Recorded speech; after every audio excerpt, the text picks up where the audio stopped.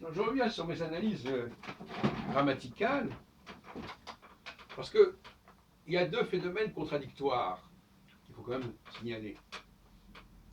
La suffixation et l'abréviation.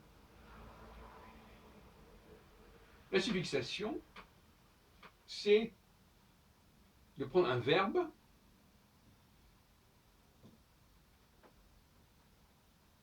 et lui assigner un participe. Le mot participe veut dire un élément qui est à la fois, qui participe à la fois du verbe et du nom. C'est une façon de... Voilà. Bon.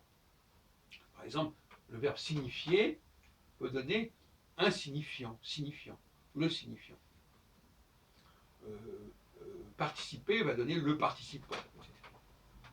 Donc dans ce cas-là, effectivement, nous avons une suffixation. Et on peut dire que la suffixation dérive du verbe. Mais dans l'autre cas, c'est l'inverse. Dans le cas, par exemple, que j'ai déjà cité 1000 fois, de grande, eh bien, grand est dérivé de grand, de grande, comme on le prononce dans le midi de la France et en Angleterre. My grandmother. Mais le tort des Français, des francophones, c'est de dire la grande. En disant la grande, il faut un contresens. Parce que le son en est réservé au masculin. Et il est dérivé de grande, où on décompose la diphtongue. On passe la grande au grand, la petite au petit. On n'entend pas. Donc, là, c'est l'inverse. Et c'est ça qui a probablement créé des problèmes, si on veut,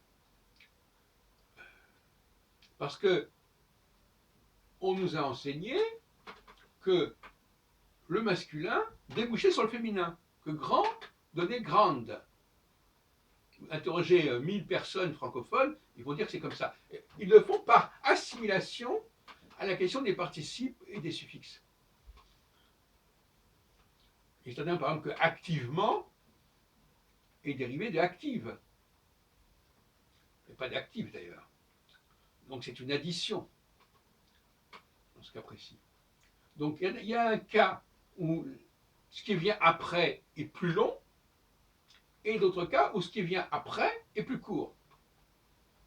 Pour prendre un exemple simple, le nombre de gens qui sont éligibles est beaucoup plus vaste que les gens qui seront élus.